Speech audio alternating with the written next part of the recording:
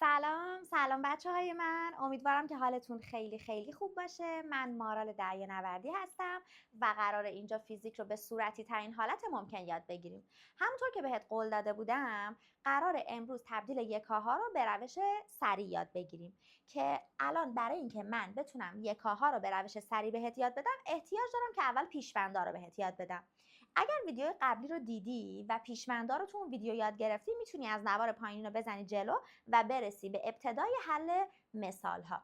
حالا بریم با هم دیگه پیش‌بندها رو یاد بگیریم. پیش‌بندها رو من به دو دسته تقسیم میکنم: پیش‌بندهای کوچیک کننده، پیش‌بندهای بزرگ کننده. پیش‌بندهای کوچیک کننده وقتی به کمیت میرسن و میچسبن به پشت اونا باعث میشه که اونو کوچیک و کوچیک‌تر کنن.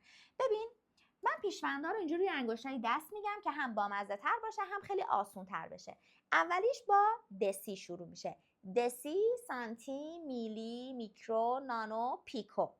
چون بهشون میگیم پیش‌بندهای کوچیک کننده، من اعداد 10 به توان منفی یه عددی رو اختصاص میدم.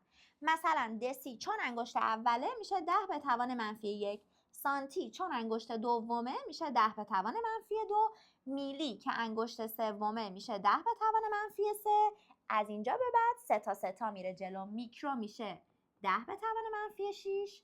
نانو میشه 10 به توان منفی 9 و پیکو میشه 10 به توان منفی 12. خیلی خیلی مهمه که اینا رو به ترتیب با همین اعداد حفظ باشی. یه بار با هم تمرین کنیم: دسی، سانتی، میلی، میکرو، نانو، پیکو. حالا بریم بزرگا. پیش‌بندهای بزرگ کننده از اسمشون مشخصه که وقتی به کمیت میچسبن اونا رو بزرگ و بزرگتر میکنن. اونا رو هم دقیقا همینطوری روی انگشتای دست میگم: دکا، هکتو، کیلو، مگا، گیگا و ترا. خب همونطور که میدونید چون اینا بزرگ کنندن من 10 به توان مثبت یه عددی رو بهشون اختصاص میدم. دکا که انگشت اوله میشه 10 به توان مثبت 1. هکتو میشه 10 به توان مثبت 2. کیلو میشه 10 به توان مثبت 3. از اینجا به بعد سه تا میره. مگا میشه 10 به توان مثبت 6.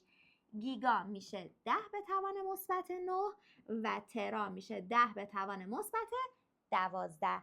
یه بار با هم تمرین کنیم: دکا، هکتو، کیلو، مگا، گیگا و ترا. برای که مطمئن باشم هر دو رو یاد گرفتی، اول کوچیکا بعد بزرگا رو با هم بشماریم: دسی، سانتی، میلی، میکرو، نانو، پیکو، دکا، هکتو، کیلو، مگا، گیگا و ترا. خب برای که بریم با هم دیگه مثالا رو حل کنیم، اول از همه احتیاج دارم که من یه قانونی رو بین خودم و خودت بذارم. ببین از این به بعد هر وقت که تساوی دیدی این ور تساوی رو ما با هم دیگه میذاریم اول تساوی، این ور تساوی رو میذاریم دوم تساوی. منظورم چیه؟ اگه پیش‌بندی که توی مسئله داده بود طرف اول تساوی بود، همون عددی رو که براش حفظ کردیم میذاریم. اگر پیش‌بندمون طرف دوم تساوی بود، اون چیزی که حفظ کرده بودیم رو قرینه می‌کنیم. بیا مثال 1 و 2 رو من برات حل کنم متوجه منظورم بشی. ببین 3/10 کیلومتر چند متره؟ پیش‌بندم رو می‌بینی کیلوه، اول تساوی اومده. عددم رو می‌نویسم 3/10. قرار من و تو این بود که اگه اول اومد خودش رو بنویسیم. کیلو چنده؟ 10 به توان مثبت 3. پس طبق قرارمون خود عدد رو می‌نویسیم و تمام. حالا اگه دوست داشتی اینو خوشگلش کن که بشه 3 در 10 به توان 2 و یادت هم نره که یکاشو بذاری. دومی رو ببین. الان پیش‌بند من طرف دوم تساوی اومده. طبق قرارمون باید عدد رو قرینه کنیم. اول من عددی که بهم داده رو می‌نویسم. دکا میشه 10 به توان مثبت 1. ولی چون دوم اومده قرینش میکنم و میشه 10 به توان منفی 1 که حالا اگه خوشگلش کنیم میشه 1 دکامتر و تمام. بریم بعدی. پیش‌بندمون طرف اول تساوی اومده. 5 رو می‌نویسم. مگا میشه 10 به توان 6 ولی چون اول تساوی اومده خودش رو می‌نویسم. میشه 5 در 10 به توان 6 و جواب 5 در 10 به توان 6 ثانیه. ولی آخری رو ببین. 2 تا پیش‌بند دارم، یعنی یه پیش‌بند اول اومده یه پیش‌بند دوم اومده. خب خیلی اوکیه دیگه. اونی که اول اومده رو خودش مینویسی، اونی که دوم اومده رو قرینش میکنی. اول عددم رو مینویسم 3 در 10 به توان -2. پیشوند اولین کیلوه. طبق قرار بینمون باید اولی رو خودش بنویسیم که میشه -3. پیشوند دومی میلیه. قرارمون این بود که اگه دوم اومد قرینش کنیم. میلی میشه 10 به توان -3. ولی چون قرار قرینش کنیم میشه 10 به توان -3 و جواب -3 و -3 میشه 10 به توان -6 با -2 میشه 10 به توان -4 میلی متر.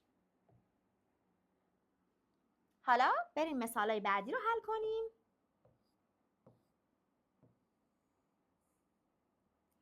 خب مثال بعدی باز هم دو پیشوندیه. پیشوند اول گیگا و پیشوند دوم نانو. قرار ما اینه که عدد رو بنویسیم.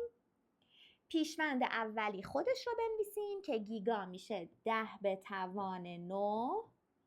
پیشوند دومی که نانوه و میشه 10 به توان -9. قرارمون این بود که قرینش کنیم که بازم میشه -9 و جواب 8 صدم در 10 به توان 18 یا 8 در 10 به توان 16 نانو ثانیه و تمام.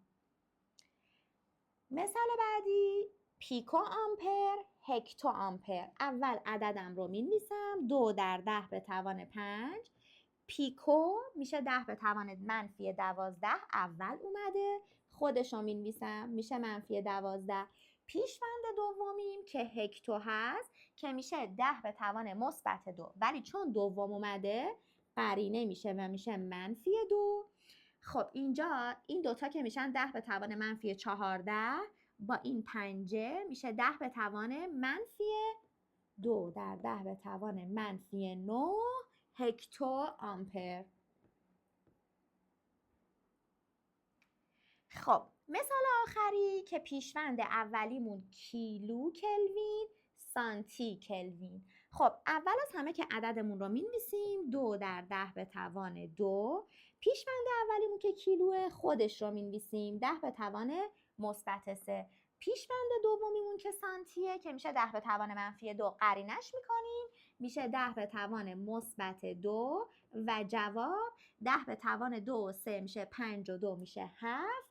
2 در 10 به توان 7 سانتی کلوین. خیلی خیلی مهمه که شما بعد از اینکه اینا رو یاد گرفتی حتما خودت تمرین کنی. چند تا تمرین رو برات میذارم توی دیسکریپشن، از روی لینکش میتونی دانلود کنی و تمرین کنی. اگر هر سوالی داشتی، هر پیشنهادی داشتی میتونی برام بنویسی. تا ویدیو بعدی میبینمت.